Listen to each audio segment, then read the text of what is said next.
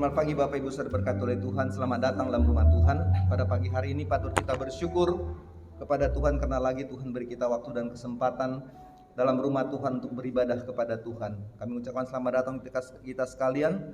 Kiranya biar dalam ibadah ini kita boleh menikmati dan mengalami kehidupan yang berjumpa dengan Tuhan. Oleh sebab itu, mari kita siapkan hati dan pikiran kita untuk memuji dan menyembah Tuhan. Ibadah pada pagi ini dipimpin oleh saudari Devi kita sekalian. Tuhan Yesus memberkati kita. Amin.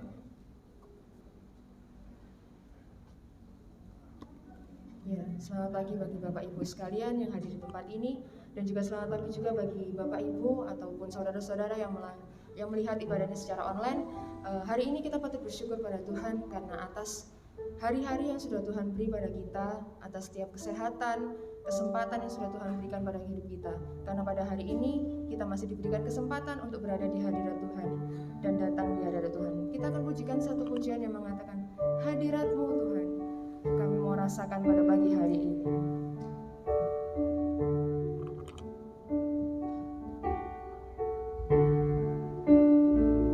Kita mau pujikan pujian ini dengan sepenuh hati kita.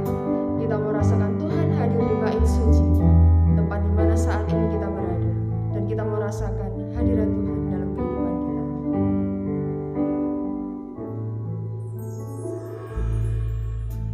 Tuhan hadir di bait kudusnya, saat umat mencari wajahnya, berseru, berdoa, bersujud menyembah, dan menikmati kehadiratnya. Tuhan datang untuk setiap umatnya. Tuhan mau dekat dengan umatnya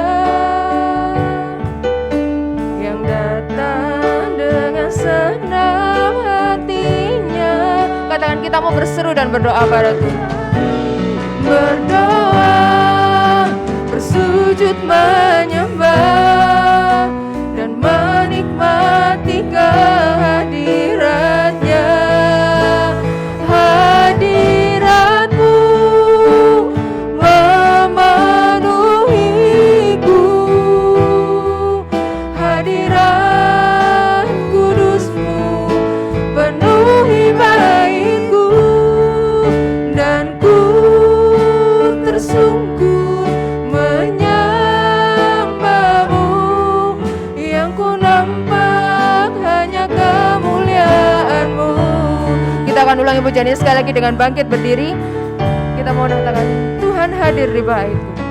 Tuhan hadir di bait kudusnya, saat umat mencari wajahnya, berseru, berdoa, bersujud menyembah, dan menikmati kehadirannya. Tuhan, Kau dekat dengan kami ya Tuhan. Tuhan, Kau dekat dengan umatnya yang datang dengan senang hatinya, berseru, berdoa, bersujud menyembah, dan menikmati kehadirannya. Hadirat-Mu memenuhiku,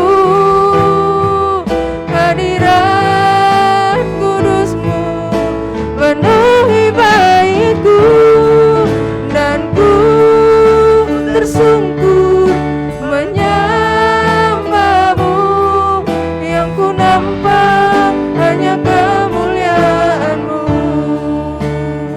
Mari kita semua sama-sama katakan hadirat-Mu Tuhan. Hadirat-Mu memenuhiku. Kami yakin Kau hadir di tempat ini ya Tuhan. Hadirat kudus-Mu penuhi baitku, dan ku tersungkur menyembah-Mu. Yang ku nampak hanya kemuliaan-Mu. Hadirat-Mu memenuhiku. Hadirat kudus-Mu penuhi baitku, dan ku tersungkur menyembah-Mu. Yang ku nampak hanya kemuliaan-Mu. Yesus memegangku. Katakan Engkau memegang kami dengan tangan kanan-Mu Tuhan. Tangan kanan-Mu. Yesus memberiku. Hanya Kau yang memberi kami kemenangan ya Tuhan. Kemenangan. Yesus memegangku dengan tangan kanan-Mu. Yesus memberiku kemenangan. Saya yakin kita yang hadir di tempat ini yakin dan percaya bahwa Yesus yang memegang kita dengan tangan kanannya, dan Dia yang memberi kita kemenangan. Kita akan pujikan sekali lagi, Yesus memberiku kemenangan dan Dia yang memegang tangan. Yesus memegangku. Ya Tuhan. Dengan tangan kanan-Mu.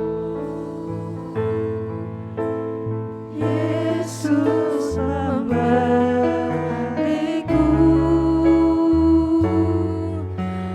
kemenangan. Yesus, Yesus memegangku dengan tangan kanan-Mu. Yesus memberiku kemenangan. Yesus memberiku Tuhan. Yesus. Saya minta kesediaan Ibu Mayor untuk membuka dalam doa.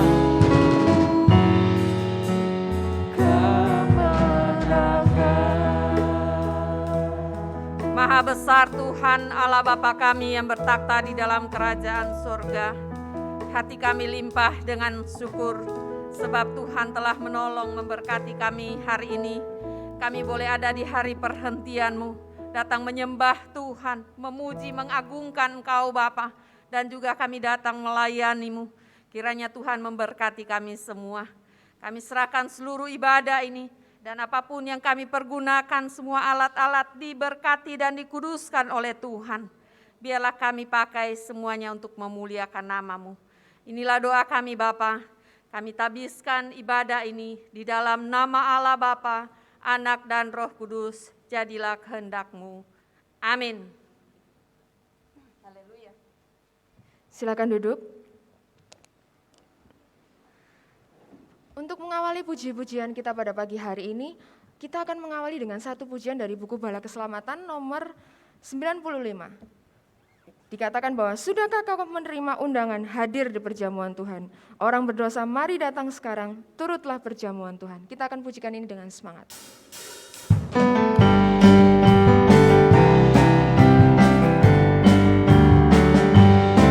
Sudahkah kau menerima undangan hadir di perjamuan Tuhan?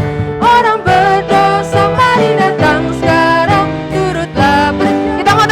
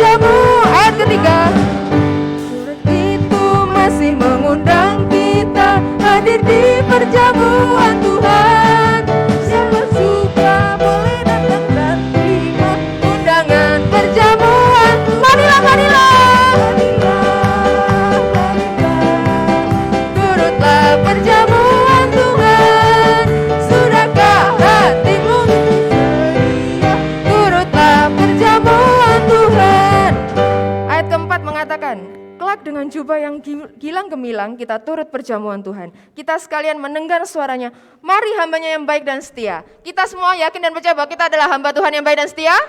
Amin. Kita pujikan ayat yang keempat, kemudian refnya.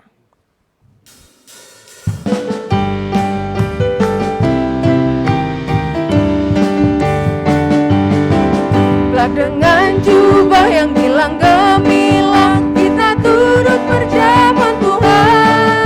Kita sekalian mendengar suaranya, mari hamba yang baik dan setia. Marilah, turutlah perjamuan Tuhan. Sudahkah hatimu suci sedia? Turutlah perjamuan. Lebih semangat lagi, marilah.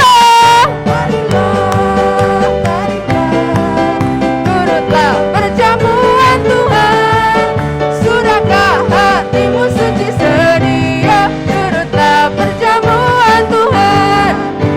Sudah panas? Masih siap memuji Tuhan? Wah, dengar suaranya. Sudah siap memuji Tuhan? Kalau gitu kita mau bangkit berdiri semua, kita memujikan denganmu Tuhan.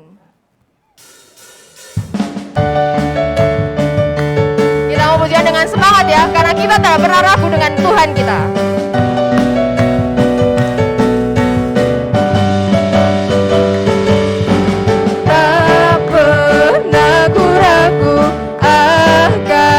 Kesetiaanmu, kau pegang hidupku, seluruh hidupku, sepenuh jiwaku, ku yakin dan percaya, kau tuntun langkahku.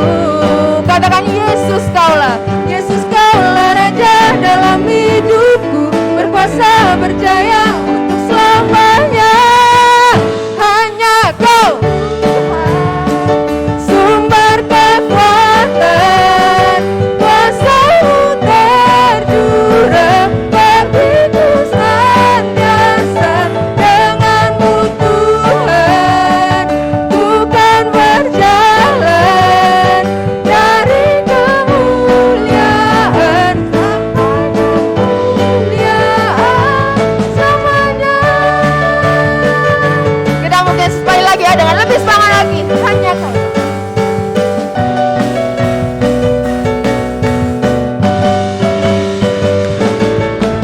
Tak pernah ku ragu akan kesetiaanmu. Katakan kau pegang hidup kami Tuhan.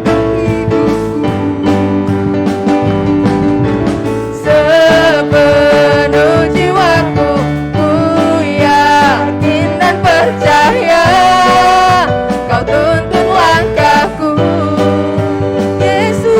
Yesus kaulah Raja dalam hidupku, berkuasa berjaya untuk selamanya. Sekali lagi Yesus kaulah Raja dalam hidupku, berkuasa berjaya untuk selamanya.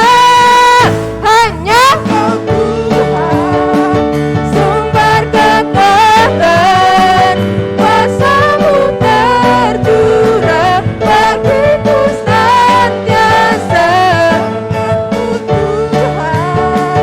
Ku kan berjalan dari kemuliaan sampai kemuliaan. Denganmu Tuhan, ku kan berjalan, kuasa-Mu tercurah bagiku senantiasa. Denganmu Tuhan, ku kan berjalan dari kemuliaan sampai kemuliaan selamanya. Katakan dari kemuliaan sampai kemuliaan selamanya.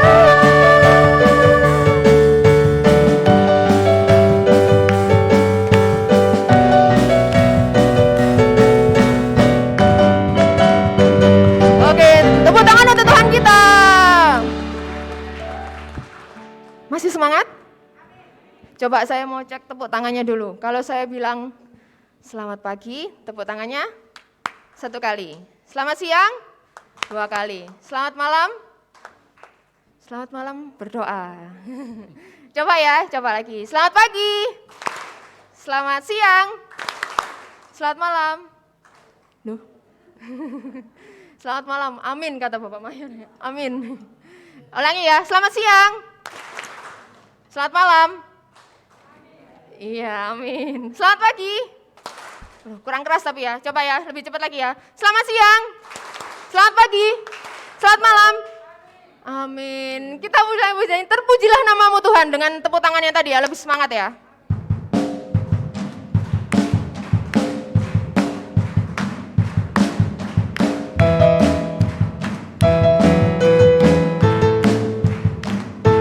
Kita mau naikkan nama Tuhan, terpujilah namamu Tuhan, kuat dan penuh kemuliaan. Terpujilah namamu Tuhan, kuat dan penuh kemuliaan. Kita mau satu suara nyatakan. Satu suara kami nyatakan, kebesaranmu tetap selamanya. Terpujilah, terpujilah namamu Tuhan, ajaib dan penuh keagungan. Satu hati kami nyatakan, kerajaan-Mu kekal selamanya. Katakan sama-sama. Oh, oh, sekali lagi. Oh, Engkaulah Raja atas dunia, yang menghancurkan kutub dan membebaskan jiwa. Kami bersorak, bertepuk tangan. Engkau Tuhan percaya dan memerintah untuk selamanya.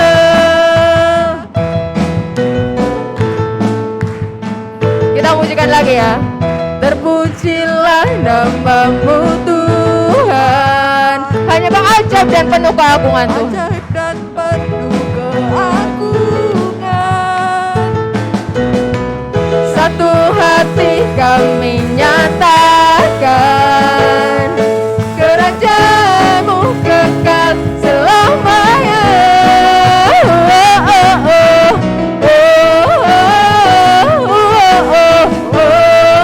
Sama-sama. Engkaulah Raja atas dunia, yang menghancurkan dan membebaskan jiwa.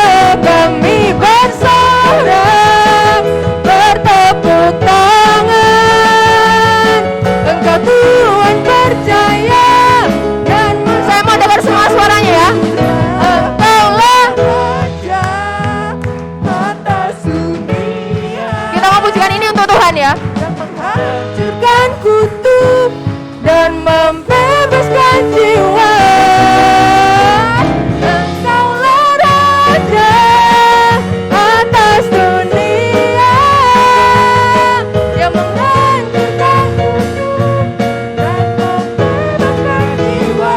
Kami bersorak, bertepuk tangan. Engkau Tuhan percaya dan memerintah selamanya. Engkau Tuhan percaya dan memerintah untuk selamanya. Engkau Tuhan percaya dan memerintah untuk selamanya.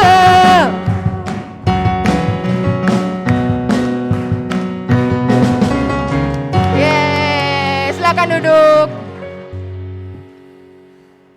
Ya, kita sudah bersemangat memuji dan memuliakan nama Tuhan. Tiba saatnya kita mau mempersiapkan pemberian kita yang terbaik untuk Tuhan. Kita mempersiapkan persembahan kita. Saya minta kesediaan yang bagi pembagian persembahan. Kita akan nyanyikan dari buku Bala Keselamatan nomor 427.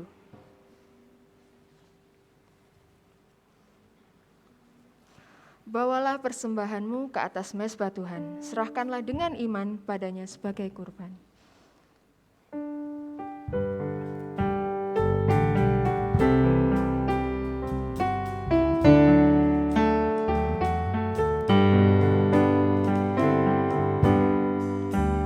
Bawalah persembahanmu ke atas mezbah Tuhan, serahkanlah dengan iman padanya sebagai kurban.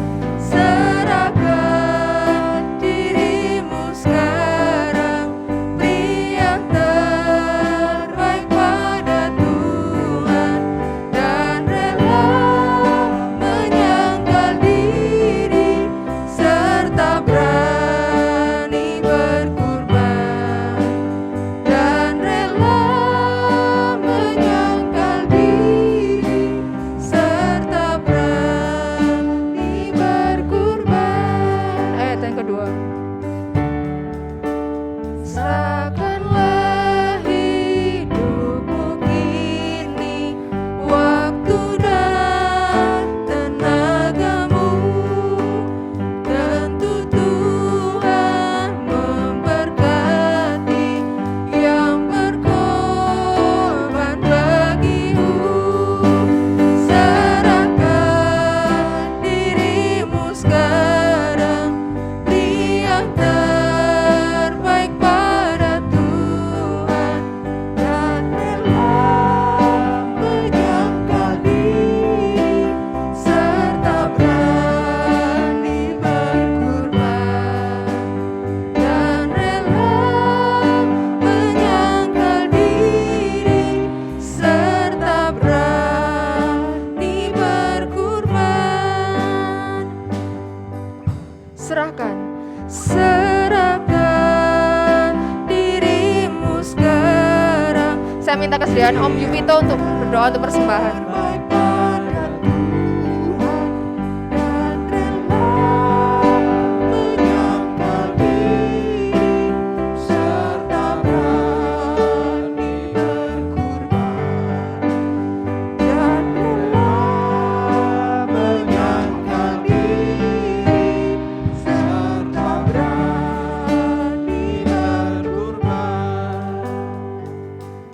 Saya undang jemaat untuk berdiri, kita bersatu di dalam doa.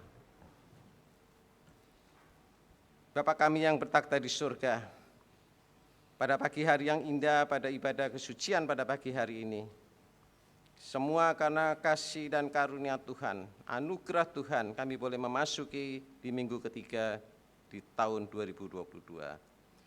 Tuhan, pada pagi hari ini, kami boleh menyanyi, kami boleh bersuka cita, kami boleh bersuara kepada Tuhan, sehingga setiap nyanyian yang dinyanyikan boleh menjadi berkat di dalam kehidupan kami dan menjadi dupa yang harum di hadapan Engkau. Tuhan, kami juga sudah boleh memberikan sebagian persembahan yang kami miliki, baik itu persembahan perpuluhan, baik itu persembahan kolekte, baik itu persembahan pembangunan, baik itu persembahan kasih. Kami percaya Tuhan, ketika tangan-tangan yang memberikan dengan sukarela, Tuhan memberikan ganti dengan lipat kali ganda di dalam kehidupan kami, dan pekerjaan kami diberkati oleh Tuhan. Tuhan, pada pagi hari ini kami boleh berterima kasih apabila kami boleh sampai pada saat ini. Kami percaya Tuhan bahwa ketika kami memasuki di tahun 2022, masih panjang perjalanan di dalam hidup kami dalam tahun 2022. Kami percaya Tuhan, kami mau masuk di dalam rencana Tuhan. Kami mau masuk di dalam rancangan Tuhan, yaitu damai sejahtera yang Tuhan berikan di dalam kehidupan kami. Oleh karenanya Tuhan, kami boleh menyerahkan hidup kami boleh menyerahkan hati kami boleh menyerahkan segala sesuatu yang kami miliki, sehingga kami boleh merasakan berkat Tuhan, tuntunan Tuhan di tahun 2022 dengan penuh sukacita, dengan penuh kebahagiaan yang datangnya dari Tuhan. Tuhan, pada saat ini kami juga masuk di dalam beberapa pokok-pokok doa. Tuhan, berkatilah bangsa dan negara Republik Indonesia, berkati akan Presiden, bersama dengan seluruh jajarannya. Kami berdoa kepada gereja Tuhan, program-program yang akan dilakukan. Kami percaya Tuhan dahului, beri hikmat akal budi kepada opsir pemimpin, beri hikmat akal budi akan semua pengerja-pengerja Tuhan, beri agar hal-hal yang dilakukan akan menjadi berkat bagi orang lain dan seturut dengan kehendak Bapa. Sebentar sore juga nanti akan dilakukan program-program yang akan mau dibicarakan. Yakin Tuhan bahwa tidak ada yang salah di dalam Tuhan dan kami akan melakukan dan melangkah dengan penuh semangat karena kuasa Allah betul-betul ada di tempat ini.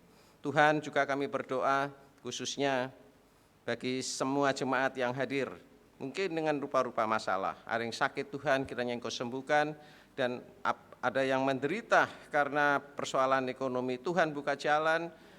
Kami juga berdoa khususnya bagi studi, bagi anak-anak mulai dari sekolah minggu sampai dengan yang menduduki perguruan tinggi. Bila masih merasakan ada kekurangan, Tuhan kiranya tuntun di dalam kehidupan. Tiada yang mustahil bagi Tuhan. Bagi yang merasa kurang, mungkin merasa bodoh, bisa juga Tuhan bahkan menjadi orang-orang yang berguna di dalam Tuhan dan menjadi baik di hadapan Tuhan. Tuhan, kami percaya pada saat ini tiba saatnya kami akan menerima roti hidup daripada Tuhan. Kami akan menerima firman Allah di dalam ibadah pada pagi hari ini. Biar firman itu ketika dibentangkan, iman kami dikuatkan. Urapi Tuhan setiap yang hadir pada pagi hari ini. Terlebih hamba-Mu, pakai hati dan pikirannya, lidah, sehingga apa yang diucapkan akan membawa berkat bagi jemaat yang hadir pada pagi hari ini. Dan jemaat boleh pulang nantinya dengan suatu berkat yang luar biasa pada ibadah kesucian pada pagi hari ini. Tuhan, berfirmanlah, kami siap untuk menerima firman-Mu. Dan apabila masih ada roh-roh yang tidak berkenan di dalam kehidupan kami patahkan di dalam nama Tuhan Yesus Kristus. Terima kasih Tuhan, bersabdalah. Terima kasih, haleluya, amin, amin. Ya, silakan duduk. Tiba saatnya kita akan menyiapkan hati dan pikiran kita akan menerima firman Tuhan yang akan disampaikan oleh hamba-Nya. Pujian ini mengingatkan saya tentang ibadah GPS kemarin hari Jumat, ketika pemimpin acara menanyakan kesaksian kami semua, Tuhan Yesus baik karena ternyata setiap anak GPS mempunyai alasannya masing-masing. Tapi satu jawaban, yaitu dari Bapak Mayor, jawabannya adalah Tuhan Yesus baik karena Yesus baik. Jadi dari kesaksian dari Bapak Mayor itu membuat saya mengingat tentang lagu ini, di mana ternyata memang benar Tuhan Yesus baik itu bukan karena Tuhan Yesus sudah memberkati kesehatan saya, tidak hanya Tuhan sudah memberikan kesempatan pada saya, tapi dari awal kita berada di dunia ini, dari awal ketika Dia menebus dosa kita, semua yang Tuhan berikan itu baik. Dari apapun yang Tuhan siapkan dalam kehidupan kita, Dia sudah memegang kita dengan tangannya. Kita akan pujikan pujian ini.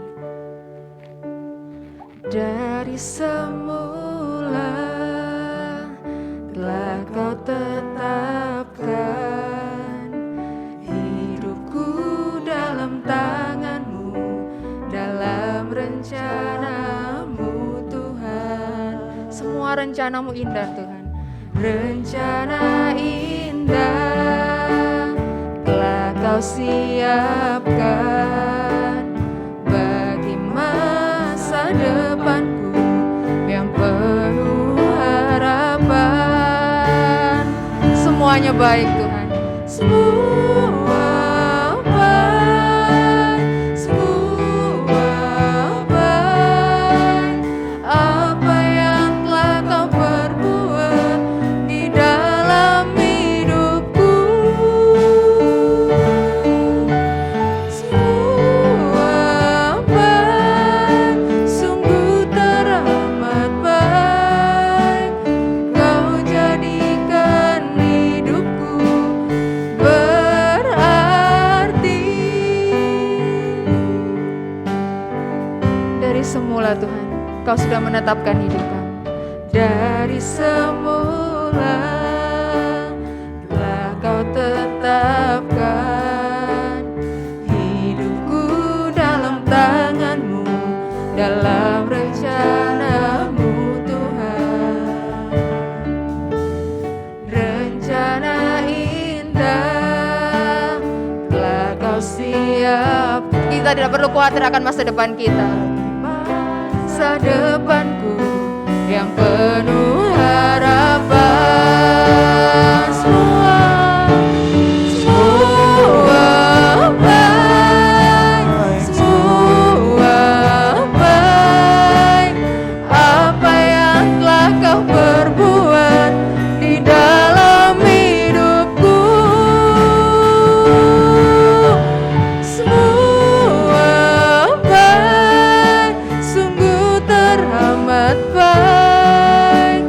Kau jadikan hidupku berarti. Ucapkan terima kasih syukur kita. Semua baik Tuhan, semua baik dalam kehidupan kami. Semua baik, semua baik. Terima kasih Tuhan. Apa yang telah Kau perbuat di dalam hidupku, semua baik, sungguh teramat baik. Kau jadikan hidupku berarti. Semua baik, semua baik.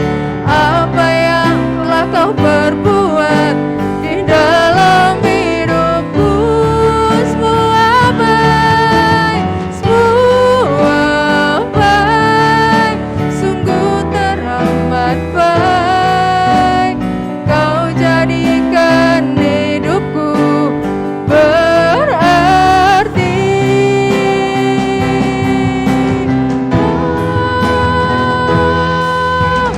Semua baik, semua baik. Apa yang telah Kau perbuat di dalam hidupku, semua baik, sungguh teramat baik.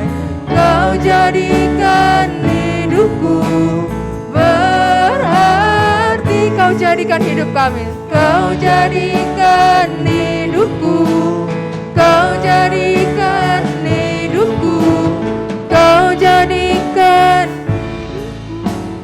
berarti. Semua adalah karena kebaikan-kebaikan Tuhan atas hidup kami. Kami bersyukur karena Tuhan gak pernah jahat sama kami. Tetapi kadang-kadang kami yang terlalu sering berbuat jahat kepada Tuhan. Oleh sebab itu biarlah hari ini kami waktu mau belajar firman-Mu, kami diingatkan tentang bagaimana kami hidup untuk belajar dan melihat dan merespon tentang kebaikan Tuhan dari kehidupan kami. Oleh sebab itu berkati semua kami, untuk kami dengar firman-Mu, kami duduk dekat Tuhan, dan Tuhan berbicara bagi kami. Sehingga waktu kami pulang, kami terima anugerah yang terindah yang Tuhan beri bagi kami.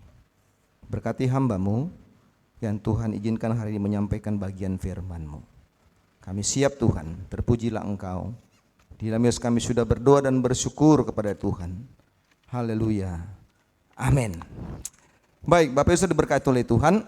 Mari kita lihat satu pembacaan firman Tuhan pada pagi hari ini yang diambil dari 2 Timotius pasal yang ketiga.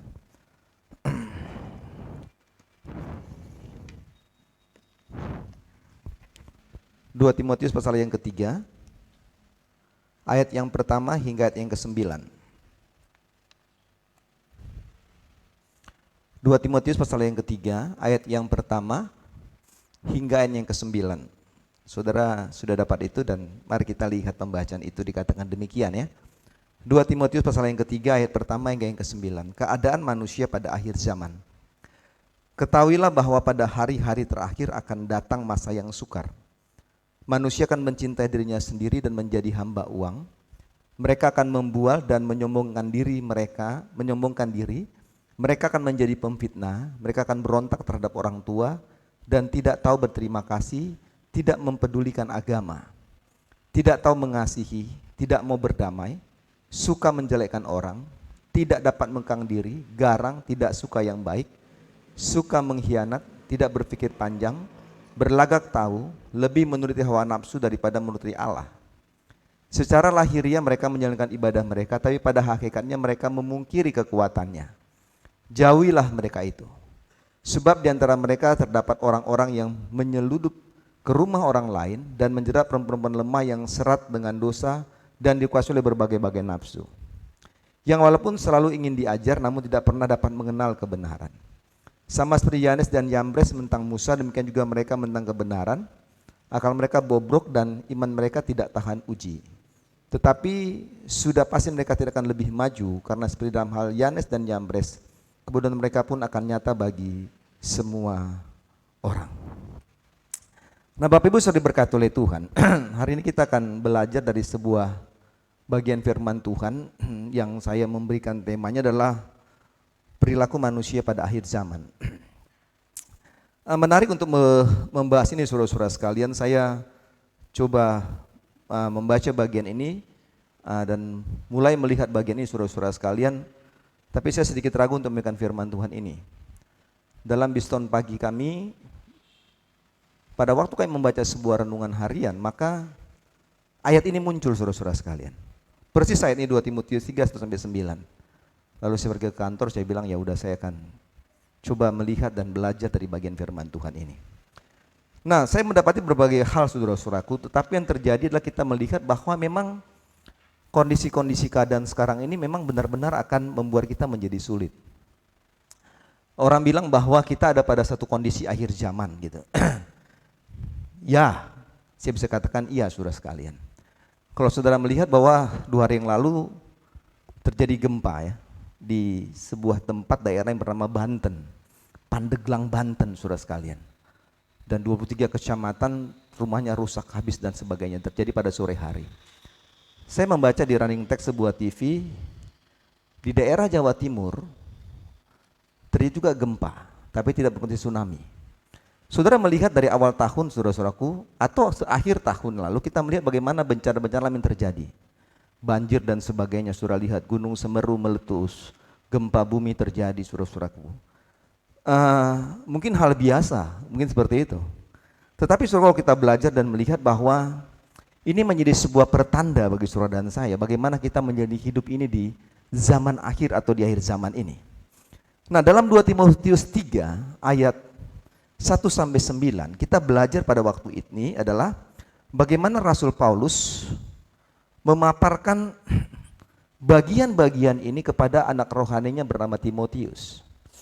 Pada waktu Paulus menulis surat ini saudara-saudaraku, dia ada dalam masa penjara kedua di kota Roma. Ya kan?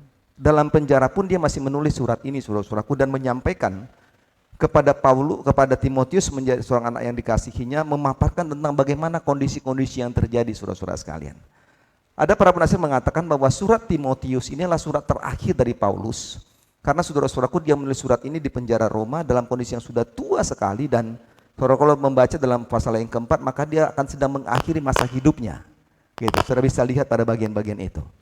Nah, Paulus menyampaikan berita ini kepada anak yang kekasih Timotius itu terjadi sekitar 2000 tahun yang lalu saudara sekalian, lebih daripada 2000 tahun lalu. Nah, kalau saudara baca ayatnya yang pertama, maka Paulus memakai sebuah istilah tentang hari-hari terakhir.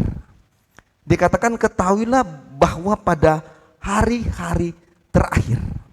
Nah, saudara-saudaraku, waktu Paulus menulis surat ini, maka Paulus ingin sedang menyampaikan kepada Timotius, merujuk tentang rentan waktu antara kedatangan Tuhan yang pertama dan kedatangan Tuhan yang kedua, gitu loh.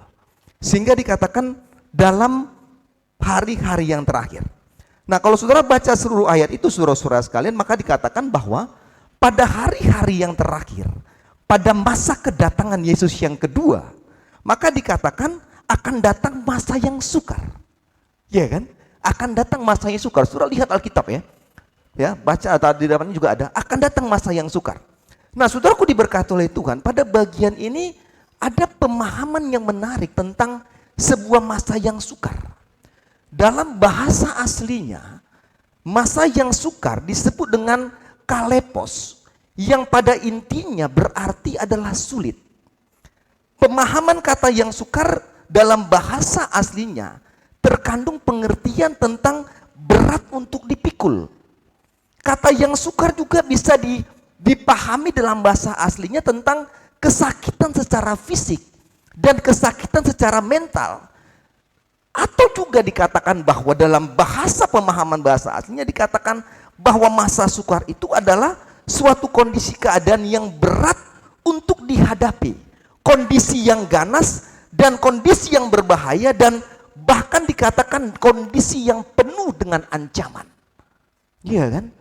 Nah, saudaraku diberkati oleh Tuhan, kalau kita belajar dan melihat bahasa Yunani klasiknya, maka kata masa yang sukar ini juga digambarkan tentang kondisi binatang buas yang sangat berbahaya, ya, yang sangat berbahaya, dan juga tentang sebuah kondisi laut yang sedang mengamuk dengan gelombang yang tinggi semacam tsunami yang terjadi. Dan itu dikatakan dengan masa yang sukar.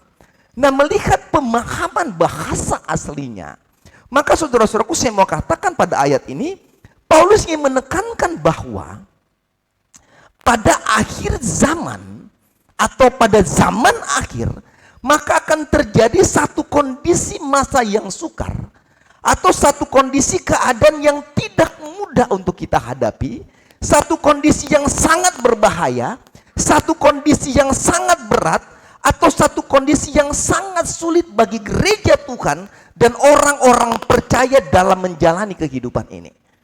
Iya kan?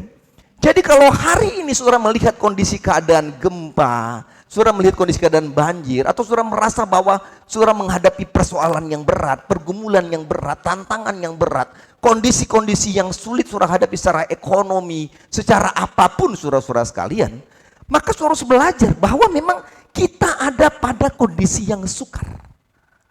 Ya kan? Kita ada pada akhir zaman, pada kondisi-kondisi yang sukar, kondisi-kondisi yang sulit untuk menjalani sebagai gereja Tuhan. Nah, dalam keadaan yang sukar ini saudara-saudaraku, yang terjadi adalah sebenarnya bagaimana gereja Tuhan, bagaimana anak-anak Tuhan untuk melihat dan merespon kondisi-kondisi yang sukar ini, masa-masa yang sulit ini. Apakah tetap hidup dalam kehendak Tuhan atau lebih memilih kepada hal-hal yang di luar kehendak? Dua pilihan ini menjadi pilihan yang penting.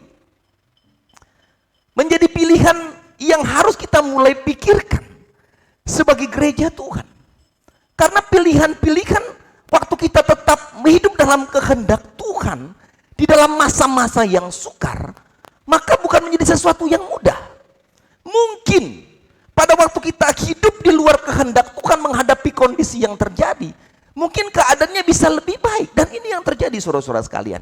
Sehingga kalau kita membaca dalam 1 Timotius pasal yang ketiga ayat yang selanjutnya 2-9, maka di situ kita belajar bagaimana Paulus menjelaskan kepada Timotius dan juga kita saat ini bahwa bagaimana kondisi keadaan manusia. Bagaimana kondisi dan perilaku orang-orang pada akhir zaman ini saudara-saudara sekalian. Saudara bisa baca itu. Saya melihat kondisi-kondisi dalam 2-9 perilaku orang-orang pada akhir zaman. Apakah orang yang percaya atau tidak percaya kepada Tuhan. Tetapi kalau kita belajar saudaraku bahwa saya katakan tadi, menariknya adalah bahwa Paulus menyampaikan kepada Timotius itu 2000 lebih tahun yang lalu. Paulus tulis itu dan kasih tahu bahwa ini keadaan kondisi. Ini keadaan manusia pada akhir zaman. Dan sangat menarik saudara-saudaraku bahwa walaupun itu ditulis dan disampaikan oleh Paulus pada Timotius lebih daripada 2000 tahun yang lalu saudara-saudara sekalian, tetapi kondisi itu sedang terjadi saat ini pada kehidupan gereja Tuhan. Kondisi yang 2000 tahun lebih yang ditulis oleh Paulus kepada Timotius disampaikannya, itu terjadi pada kehidupan kekristenan pada saat-saat ini. Ini luar biasa dan itulah yang namanya firman. Iya kan? Bumi bergoncang, laut bergelora, dunia runtuh, tapi firman Tuhan tetap selama-lamanya. Ini firman. Oleh sebab itu saudara-saudaraku, menarik sekali. Saya coba merenungkan, kok bisa? Ini 2000 tahun yang lalu lebih dituliskan. Lalu saudaraku, apa yang disampaikan dalam 2:3-9 itu terjadi pada kondisi kehidupan saudara dan saya. Kondisi terjadi pada zaman milenial. Terjadi pada masa era yang luar biasa pada saat ini. Nah, kita belajar saudaraku dan melihat apa yang terjadi. Apa kondisi yang terjadi saudaraku pada keadaan kehidupan manusia pada zaman. Yang pertama, saudara baca ayat 2 sampai yang keempat. Dibilang gini, manusia akan mencintai diri sendiri, menjadi hamba uang, membual, menyombongkan diri, menjadi penfitnah, berontak terhadap orang tua, gak tahu berterima kasih, tidak peduli agama, gak mengasihi, gak mau berdamai, suka jelek-jelekin orang, ya kan? Ini bigos nih, bibir gosip nih, ya kan? Tidak bisa mengekang diri, garang, tidak suka yang baik, mengkhianat, berpikirnya, berlagak tahu dan sebagainya. Lebih memelihara hawa nafsu daripada menuruti Allah. Yang pertama saya mau katakan bahwa, saya simpulkan ayat 2 sampai 4 bahwa kondisi manusia pada akhir zaman ini, yang pertama adalah lebih menuruti keinginan sendiri daripada menuruti keinginan Tuhan. Nah, saudaraku diberkati oleh Tuhan, artinya apa yang mau saya katakan pada bagian ini? Artinya adalah bahwa kalau kita belajar dan melihat situasi saat ini, maka saudara lihat ada banyak manusia itu lebih hidup untuk mementingkan dirinya sendiri. Itu terjadi, ya kan? Dan ternyata saudara-saudaraku, saya mau katakan bahwa ada banyak orang-orang yang mengaku label kekristenan, ada banyak orang-orang yang mengaku label orang percaya secara casingnya saudara-saudara sekalian, tetapi ternyata mereka masih hidup dengan keinginan-keinginan sendiri. Mereka masih hidup dalam keegoisan. Mereka tidak merasa perlu untuk menuruti keinginan atau kehendak bahkan perintah Tuhan. Mereka melihat bahwa berdoa bukan sesuatu yang penting. Sehingga saudara lihat, ibadah-ibadah doa orang gak banyak hadir. Malas. Orang bilang gini, berdoa gak perlu di gereja, itu penting. It's okay, saya setuju itu. Tapi melangkah ke rumah Tuhan untuk datang dalam persekutuan doa, itu menjadi penting. Ya kan? Menjadi penting. Orang tidak melihat bahwa baca firman itu menjadi sebuah yang penting. Orang tidak melihat beribadah tidak menjadi sebuah yang utama dalam hidupnya. Tetapi orang melihat bahwa mencari uang, bekerja dan bekerja, mencari harta, kesenangan diri sendiri, pergi dengan kenikmatan diri sendiri adalah menjadi sebuah yang penting pada dalam dirinya. Dan inilah kondisi pada akhir zaman. Iya kan? Kita bisa lihat adakah di dalam diri kita, itu yang penting. Ya kan? Itu yang Paulus bilang pada Timotius. Keegoisan, egosentris itu menjadi sebuah kekuatan penting dalam hidup manusia. Ya kan? Tidak memperdulikan lagi, tidak melihat bahwa hari Minggu itu waktu yang penting untuk bertemu dengan Tuhan. Orang nggak melihat bahwa ya kan, bersaat teduh, berdoa menjadi sebuah yang utama, nggak lihat lagi. Tapi bangun pagi coba lihat pekerjaan yang menumpuk, yang ini yang dikerjakan, tanpa pernah melihat adakah sesuatu yang penting untuk bertemu dengan Tuhan. Inilah cirinya. Dan saya mau katakan, ini dicatat sekali lagi sekarang 2000 tahun yang lalu, dan ini sedang terjadi pada era milenial, pada era kekristenan pada saat ini, bahwa orang-orang lebih banyak menuruti keinginan diri sendiri, keegoisannya, daripada menuruti kehendak Tuhan. Yang kedua, apa yang mau saya katakan saudara-saudaraku? Yang kedua adalah cirinya dalam ayat yang kelima, dia bilang gini. Secara lahiriah mereka menjalankan ibadah mereka, tetapi pada hakikatnya mereka memungkiri kekuatannya. Jauhilah mereka. Yang kedua saudara-saudaraku, perilaku orang-orang pada zaman hari ini, dalam pada zaman akhir ini adalah perilakunya adalah beribadah secara lahiriah. Apa yang disebut dengan beribadah secara lahiriah saudara-saudaraku? Banyak orang Kristen yang memiliki sikap beribadah seperti ini. Artinya, ibadah yang mereka ikuti itu adalah merupakan sebuah tradisi. Oh, opa saya, oma saya, ibu saya, itu orang Kristen harus beribadah. Maka datang ibadah. Mereka melihat tradisi ini bahwa beribadah adalah merupakan sebuah kewajiban. Melayani sebuah kewajiban karena tugas dan karena jadwal. Nah saudara-saudaraku, apa yang mau saya katakan? Mereka tidak pernah memiliki perubahan kehidupan. Iman tidak bertumbuh walaupun mereka sering beribadah. Kenapa? Karena mereka melihat ibadah secara lahiriah. Ya kan? Orang banyak bilang, aduh kok lama ya. Ibadahnya, banyak gitu. Oh ibadahnya kok lama sekali. Waduh khotbahnya kok lama sekali. Saya kadang-kadang bingung. Saudara datang gereja ini kenapa? Kita beribadah kenapa? Karena supaya sudor muka dilihat oleh orang-orang lain? Atau memang benar-benar kita memfokuskan diri kita untuk kita bertemu Tuhan? Dan saya mau katakan inilah perbedaannya. Bagaimana kita sulit diberkati Tuhan. Karena ibadah aja kita mulai ukur-ukur. Gitu loh. Ya kan? Ibadah aja kita mulai bilang, oh terlalu lama ya. Apalagi kalau sepandeta itu bicara 5 poin, ai mati kita. 1 poin 5 menit, 5 poin 5 menit, belum penutup, penghantar, kesimpulan dan sebagainya. Habis juga kita, kerjaan masih banyak di luar. No, ini yang membuat saudara saya katakan di dalam Yesus kau nggak pernah akan diberkati Tuhan. Camkan itu. Kenapa? Karena kita melihat bahwa ibadah itu lahiriah. Ya datang pulang. Kita nggak pernah yang namanya memiliki pertumbuhan rohani. Dan kita tidak akan pernah mengalami berkat Tuhan. Saya mau katakan bahwa Tuhan ingin supaya kita memiliki sikap beribadah dengan hati yang tulus. Hati yang sungguh kepada Tuhan. Bukan sikap beribadah secara lahiriah. Bukan karena engkau orang Kristen datang hari Minggu datang gereja. Bukan karena jadwalmu terpampang. Tiap hari Jumat CLC kasih cocot ini yang melayani lalu engkau datang. Kalau enggak datang kau enggak melayani engkau enggak datang gereja. Kalau enggak melayani engkau akan hadir di gereja. Engkau pergi bersenang-senang. Dan ini terjadi saudara sekalian. Terjadi yang saya katakan pada minggu lalu. Orang banyak bilang hari Minggu banyak virusnya. Kenapa? Karena dia enggak bisa datang gereja.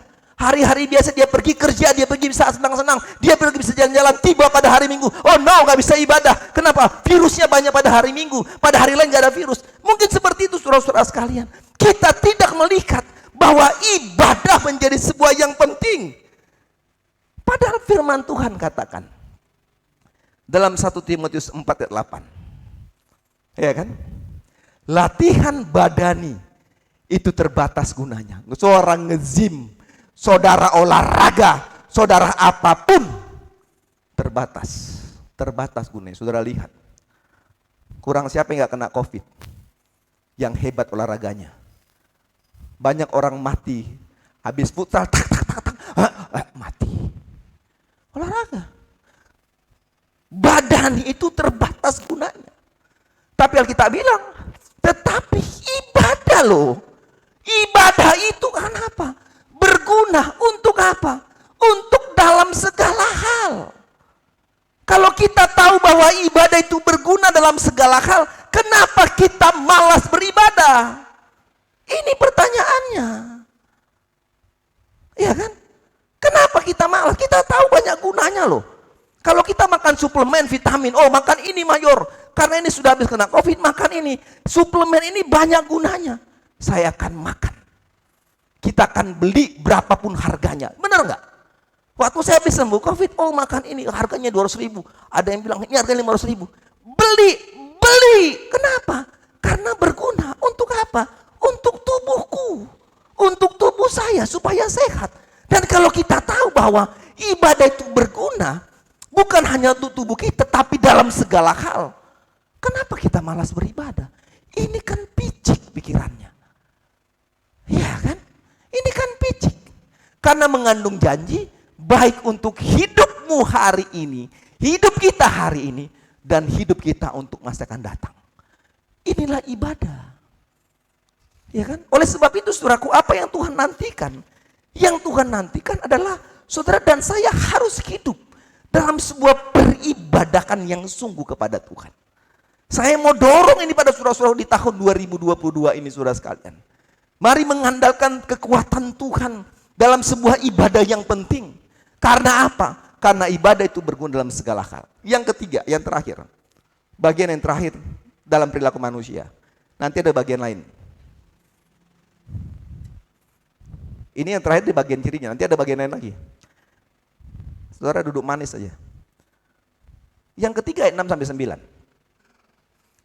Saudara bisa baca di situ. Tapi mau saya katakan saudaraku, ciri yang ketiga adalah bahwa perilaku manusia pada akhir zaman, mereka tidak mengenal yang namanya kebenaran. Ya kan? Tidak mengenal namanya kebenaran.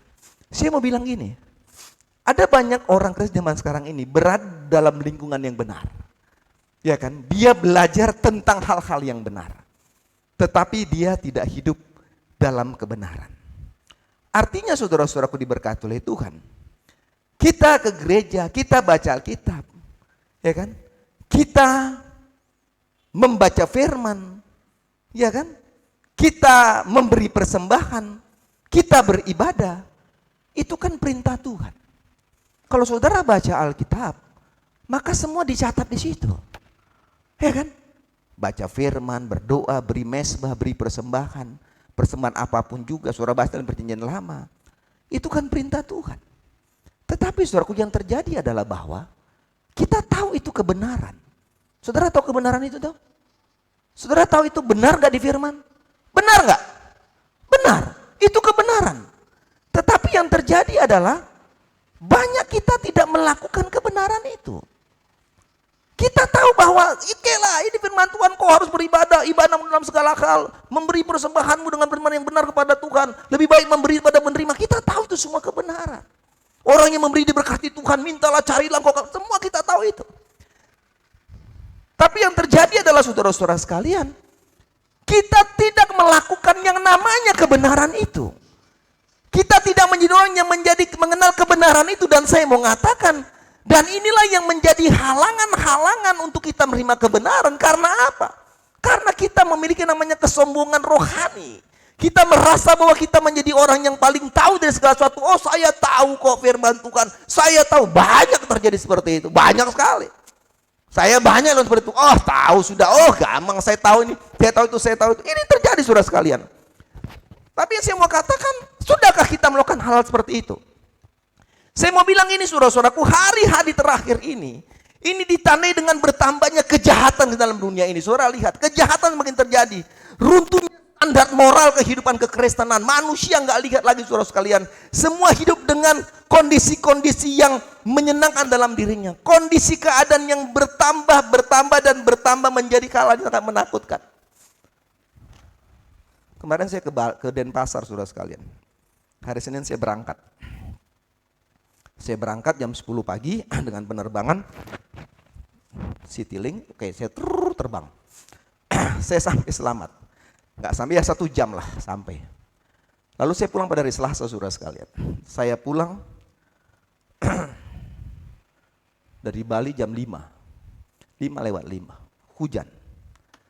Tetap berangkat saudara sekalian dengan pesawat yang sama juga. Sampai di atas saudaraku semua gelap. Ya kan? Saya mau tidur nggak bisa berdoa banyak. Saya takut. Hari-hari ini saya takut naik pesawat. Saya berdoa, Tuhan tolong supaya selamat. Oh, saya doanya gitu. Ya kan? Lalu saudaraku semakin terbang, tiba-tiba goncangan begitu kuat sekali. Goyang ini. Semua bilang semua pakai sabuk pengaman. Semua tenang, duduk jangan jalan, tiba-tiba dia goyang. Begitu dia goyang, tiba-tiba turun anjlok ke bawah. Semua paduan suara terjadi dalam pesawat. Wow! Satu pesawat bilang, oh. Saya bilang, oh Tuhan. Ya itu. Saya bilang masih banyak orang di Cross juga masih tunggu saya ini. Ya kan? Ya kan? Tiba-tiba dia anjlok. Udah goyang, tiba-tiba turun. Semua teriak paduan suara. Semua keluar suara. Saya cuma bilang, oh Tuhan selamatkan saya. Begitu terus dia. Sebentar lagi kita akan mendarat. Dia nggak darat-darat, dia putar. Saya bilang kapan mendaratnya ini pesawat ini? Dia putar. Angin makin kencang, dia naik lagi lebih tinggi. Saya bilang kacau ini. Saya makin stres. Saya doa tapi selamat. Saudara-saudara atau penerbangan pulang itu terjadi 1,5 jam. 1,5 jam dia baru landing. Dengan saya bilang haleluya. Tuhan kondisikan saya dengan selamat. Artinya adalah bahwa ini kondisi keadaan. Kalau saudara melihat hari ke depan terjadi ini. Dan ini kondisi yang ada saudaraku berkati oleh Tuhan. Tapi mari kita coba melihat dan belajar saudara-saudara sekalian dalam kondisi-kondisi yang menyulitkan ini. Dalam kondisi-kondisi yang menakutkan ini. Kondisi-kondisi yang sukar ini. Apa harus kita lakukan sebagai orang yang percaya kepada Tuhan? Apakah kita ikut berbaur dalam lingkungan kehidupan manusia pada akhir zaman yang tidak mengenal kebenaran itu? Atau kita hidup dalam kehendak Paulus sampaikan kepada Timotius, engkau sudah melihat kondisi keadaan itu, tapi engkau harus hidup dalam sebuah hal yang penting. Ayat 15 dan 16 saudara-saudara sekalian. Saudara lihat pada bagian itu. Paulus menasihati Timotius, saudara dan saya orang percaya gereja Tuhan, supaya dalam kondisi-kondisi akhir zaman ini saudara sekalian, kita harus hidup pada firman Tuhan. Saudara baca ayat 15-16 dari 2 Timotius pasal yang ketiga.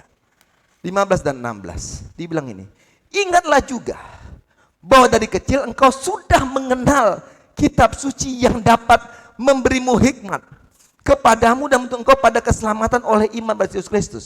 Segala firman oleh Allah memang bermanfaat untuk mengajar, menyatakan saran untuk memberi kelakuan, untuk mendidik orang dalam kebenaran. Jadi yang pertama saudaraku, mari kita hidup dalam firman. Artinya dalam kondisi-kondisi akhir ini, kondisi-kondisi yang sukar ini, orang bilang kita nggak pernah tahu kapan terjadi kedatangan Tuhan, dan kita nggak tahu dan nggak perlu tahu. Itu urusannya Tuhan, urusannya Bapa. Tapi yang terpenting adalah, mari saudara sekalian, kita hidup sesuai dada kehendak dan firman Tuhan. Artinya saudara dan saya harus hidup dalam firman Allah. Kenapa penting kita hidup dalam firman Allah? Sebab firman Tuhan itu akan sangat berguna untuk mengarahkan dan menuntun hidup kita pada jalan kebenaran yang Tuhan siapkan bagi saudara dan saya. Ini yang penting. Pemazmur katakan dalam Mazmur 119:5, firman-Mu pelita bagi kakiku dan terang bagi jalanku. Kenapa kita gagal menjalani hidup ini? Kenapa kita tersandung dalam hidup ini? Karena kita nggak jalan dengan firman. Firman itu pelita dan terang bagi jalan kita. Dunia penuh dengan kegelapan, tapi kita perlu jalan dengan firman. Yang kedua ayat 17 bilang gini saudara sekalian, dengan demikian tiap-tiap manusia kepunyaannya diperlengkapi untuk setiap perbuatan baik. Yang kedua perlu kita lakukan setelah kita dengan firman, maka Tuhan mau saudara dan saya harus lakukan, kita hidup dalam kebenaran. Saudara dan saya harus dalam kebenaran. Kalau kita berbicara tentang kebenaran, maka saya mau katakan Allah itu adalah standar kebenaran kita. Dia adalah acuan kebenaran kita. Hidup kita dibenarkan karena Tuhan. Hidup dalam kebenaran itu artinya apapun yang kita lakukan, semua harus berorientasi, semua harus menurut aturan-aturan Allah. Ini namanya orang yang hidup dalam kebenaran. Saya mau kasih contoh. Sebelum saya akhiri firman Tuhan ini udah terakhir, tenang aja. Gak ada lagi lanjut lagi. Kita belajar contoh Abraham. Ayo toh? Kita belajar Abraham. Kenapa Abraham menjadi orang yang diberkati Tuhan? Seperti bintang di langit dan pasir di laut. Kenapa? Karena dia hidup dalam kebenaran. Dia ikut aturan Tuhan. Tuhan bilang gini, dia ikuti. Engkau pergi dari kampung halamu, dia pergi. Kau begini, dia pergi. Serahkan anakmu bersama dia lakukan. Dia semua ikut perintah Tuhan. Dan apa yang terjadi? Dia diberkati Tuhan. Yang kedua saya mau bilang Elia. Saudara-saudara berkata, Elia ada pada kondisi yang gak mudah. Dia bertemu dengan Ahab dan Isabel. Ini orang dua, ini orang yang penuh dengan kemunafikan. Di otaknya adalah harta, ya kan? Rebut kebun anggurnya orang. Pokoknya otaknya bisnis, otaknya harta. Semua keadaan dihalalkan dengan segala cara. Elia, suruh belajar Elia. Dia selalu ikut yang Tuhan bilang. Elia, engkau pergi ke sana. Engkau di sini dikerin, engkau lapar. Engkau pergi ke sana, ada janda yang kasih kau makan di sana. Dia pergi ke sana. Dia ikut apa yang Tuhan katakan. Apa yang terjadi? Dia diberkati oleh Tuhan. Waktu dia berdoa supaya hujan tidak turun, hujan tidak turun. Waktu dia berdoa, hujan turun dan hujan turun. Seolah dia mengatur Tuhan. Kenapa terjadi demikian? Karena dia hidup dalam kebenaran Tuhan. Alkitab bilang bahwa doa orang benar sangat besar kuasanya. Hidup dalam kebenaran, hidup dalam firman. Dunia di mana kita ada, zaman yang akhir adalah zaman yang sukar. Manusia bilang sukar, tapi saya mau katakan, orang-orang yang hidup dengan firman dan dalam kebenaran, dia akan melihat bagaimana berkat Tuhan tercurah atas hidupnya. Sebuah pujian mengatakan musim akan selalu berganti, tapi janji-janji Tuhan gak pernah berakhir, saudara sekalian. Gak pernah berakhir. Dan itulah menjadi iman kita kepada Tuhan. Kepada Tuhan pada hari ini, mari kita beribadah dengan sungguh. Saudara bisa lihat di TV, oh kasihan, oh gempa terjadi, banjir di mana-mana, gunung meletus dan sebagainya. Jangan hanya lihat, tapi renungkan itu. Apa yang mau Tuhan bilang bagi kita? Datanglah kepada Tuhan. Virus yang gak pernah berhenti sampai hari ini, saudara sekalian. Sampai hari gak pernah berhenti virusnya. Mari belajar untuk melihat, supaya saudara dan saya semakin dekat dengan Tuhan. Persoalan gak akan putus, masalah gak akan habis. Karena apa? Karena kita ada di zaman akhir. Kita ada di akhir zaman. Gak pernah habis masalah itu. Tapi saya mau katakan, saudara harus percaya bahwa ada Tuhan, ada Yesus yang Alkitab bilang selalu megang engkau dengan tangan kanannya dan membawa engkau perlahan demi perlahan dan perlahan kepada sebuah kemenangan. Ini janji Tuhan, bukan janji saya, saudara sekalian. No, bukan janji saya. Ini Tuhan yang bilang. Ini Tuhan yang bilang. Tuhan gak pernah berdusta. Kalau Tuhan, maka Tuhan pasti menepatinya. Oleh sebab itu Tuhan Yesus mau katakan, apapun yang menjadi pergumulanmu, apapun jadi tantanganmu, mari saudara sekalian datang kepada Tuhan. Dalam doa-doa ada bangku anugerah di depan, kau mau berdoa, lakukan itu. Saudara bebas saya berikan doamu. Saudara mau berdoa kepada saudara sekalian, silahkan. Mau lakukan, silahkan apapun. Sebab doa orang benar sangat besar kuasanya. Musim akan selalu berganti. Mari kita berdoa, aku lakukan itu hari ini. Musim akan selalu berganti. Amin. Kasih Tuhan tetap abadi, tak akan berubah, tak akan berubah sampai selamanya. Ku tetap percaya. Ini janji-janji Tuhan. Terima janji itu saudara sekalian. Amin. Orang yang mau diberkati Tuhan adalah orang yang mau datang meminta kepadanya. Minta, cari dan ketuk, maka Tuhan akan lakukan apa menjadi bagian-bagian Tuhan. Burung di udara Tuhan pelihara karena kasih-Nya. Katakan sama-sama, Tuhan selalu menolongku, selalu menjagaku, selalu menjagaku. Sehelai di rambutku, sehelai di rambutku tak akan terjatuh tanpa seizin-Mu. Tuhan selalu menolongku, selalu menjagaku, selalu menjagaku. Dia mengenyangkanku dan Dia akan peliharamu. Tidak sementara, tapi hidup akan terus berlalu. Tidak akan pernah berhenti menghadapi apapun dalam hidup ini. Tuhan tahu isi hatimu hari ini. Tuhan tahu apa engkau sedang hadapi dan gumuli hari ini.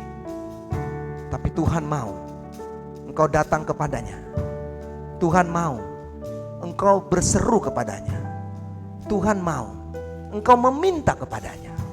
Waktu engkau lakukan itu, maka janji-janji Tuhan, janji-janji Tuhan akan Tuhan berlakukan atas hidup kita. Jangan lihat kanan kirimu, tapi lihat Tuhan yang hari ini siap untuk memberkati engkau. Musim akan selalu berganti, akan berganti. Kasih Tuhan tetap abadi. Amin. Haleluya.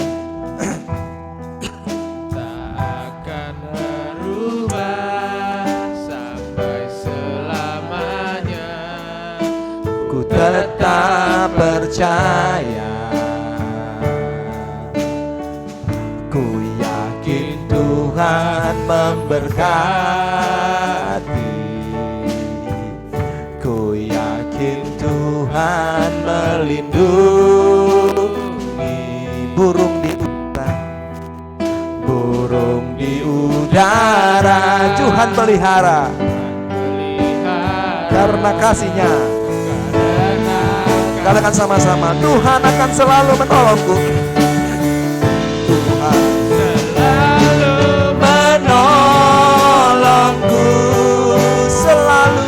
selalu menjagaku, sehelai di rambutku. Amin. Tak akan pernah jatuh, gak jatuh.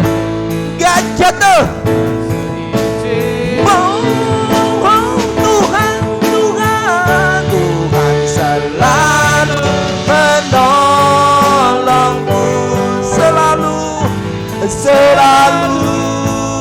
menjagaku. Dia mengenyangkanku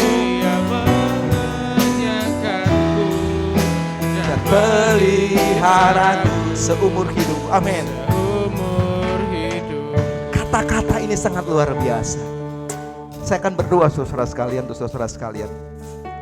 Ada depan aku anugerah yang sedang berlutut, ada yang berdiri. Kita ulangi kurnya sekali lagi.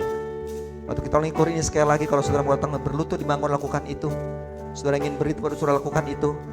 Ada orang-orang tua, ada anak-anak muda yang sedang berlutut. Kita akan pujian ini sekali lagi saudara-saudara sekalian. Kalau saudara mau datang di bangkuan, lakukan itu. Kalau kau ingin berlakukan itu. Karena apa? Karena Tuhan selalu menolong saudara dan saya. Katakan sama-sama, Tuhan selalu menolongku. Amin. Ada saudara-saudara yang sedang berlutut. Ada orang-orang muda yang berlutut. Ada ibu-ibu yang berlutut. Ada yang berdiri. Arahkan hatimu yang penting kepada Tuhan. Arahkan hatimu dan saya akan berdoa. Terima berkat itu, terima lawatan Tuhan, terima urapan Tuhan. Tanpa ini janji Tuhan saudara sekalian, menguatkan saudara dan saya. Menolongku, Dia selalu menjaga hidup saudara dan saya. Amin, amin, haleluya, haleluya. Dia pelihara kita. Dia pelihara kita. Dia pelihara saudara dan saya. Katakan sekali lagi sama-sama, Tuhan selalu menolong kita. Dia gak pernah tidak tepati janjinya. Lalu menolongku, selalu menjagaku, sehelai di rambutku tak akan terjatuh tanpa seizinku. Tuhan selalu menolongku, selalu menjagaku. Dia mengenyangkanku dan peliharaku seumur hidupku. Di dalam nama Yesus hamba datang kepadamu Tuhan. Hamba berdoa untuk setiap kami yang datang di bangku anugerah, kami yang masih berlutut, kami yang sudah selesai berdoa. Apapun doa yang sudah kami naikkan hari di depan Tuhan, di dalam nama Yesus, Tuhan dengar dan Tuhan jawab doa-doa kami. Hamba berdoa untuk semua kami yang beri doa kami pun, hamba menumpangkan tangan di dalam nama Yesus Kristus. Tuhan berkati mereka. Jawab setiap doa-doa itu Bapa. Kami yang duduk juga Tuhan, waktu kami berdoa, Tuhan juga dengar doa kami. Kiranya hari ini setiap apapun yang sedang kami naikkan kepada Tuhan, yang sedang kami minta kepadamu Tuhan, di dalam nama Yesus Kristus, Tuhan jawab doa kami. Tuhan nyatakan setiap mujizat-mujizat-Mu. Kalau kami sedang berdoa untuk sakit penyakit kami, apapun bentuknya, Engkau sembuhkan. Kami sedang berdoa untuk semua kebutuhan Tuhan hidup kami, Engkau limpahkan berkat-berkat. Untuk pendidikan, untuk keluarga, rumah tangga, untuk pelayanan kami lakukan Bapak. Engkau Tuhan memberkati kami. Kalau hari kami mengambil sebuah komitmen penting dalam hidup kami, kalau selama hari beberapa waktu yang lalu kami menjadi orang-orang yang beribadah secara lahiriah saja, tapi hari kami mau berdoa dan beribadah yang sungguh dan kepada Tuhan. Apapun yang menjanji kami kepada Tuhan, hari ini hamba berdoa, Tuhan dengar janji itu dan Tuhan jawab untuk semuanya. Terima kasih untuk semuanya Bapak. Kami tahu bahwa hari-hari ini penuh dengan kesukaran, tapi kami tahu semua akan berlalu. Tapi janji Tuhan kekal selama-lamanya. Ini doa kami Bapa, terpujilah Tuhan. Di dalam kami sudah bersyukur. Haleluya, haleluya. Amin, amin. Tuhan berkati kita saudara. Lalu yang berulang tahun saudara-saudara sekalian tanggal 19 Jeremy Elisa Setiabudi, dan tanggal 21 pada minggu ini adalah Ibu Jen WS Tulung, ya. Anak dan ibu ulang tahun bulan Januari ini. Itu yang saya sampaikan saudara-saudaraku. Besok saya ada tugas ke Malang, jadi saya akan ke Malang, ke Batu Malang, kantor polisi di sana, menyelesaikan berapa hal harus diselesaikan. Saudara-saudara sekalian mohon doa supaya semua pekerjaan-pekerjaan untuk esok hari di Malang semua berjalan dengan baik.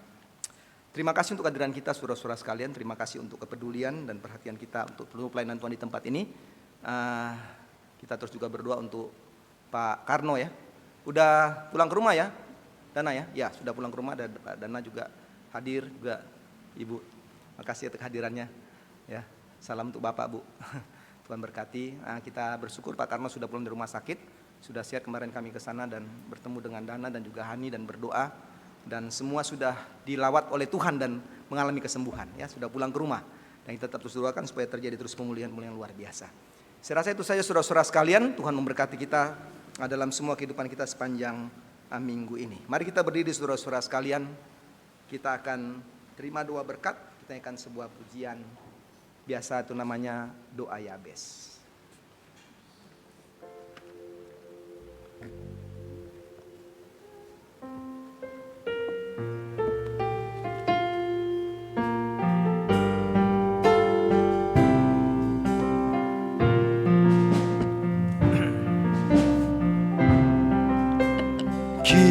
Kiranya Tuhan memberkati aku berlimpah-limpah dan memperluas daerahku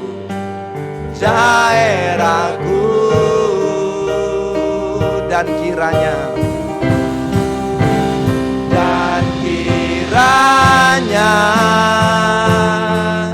tanganmu menyertai aku dan melindungi aku daripada